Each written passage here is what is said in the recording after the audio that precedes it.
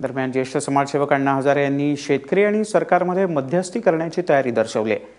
माझा शेतकऱ्यांच्या संपाला पाठिंबा असून मी शेतकऱ्यांच्या बाजूने सरकारशी चर्चा करण्यासाठी तयार आहे असं अण्णा हजारे यांनी म्हटलंय। शेतकऱ्यांच्या शेतमालाला भाव मिळत नाही, सोबत शेतकरी कर्जाच्या ओझ्याखाली पिचला आहे, त्यामुळे त्याला आधार देणं गरजेचं असल्याचं अण्णा हजारे यांनी पत्रात लिहिलंय।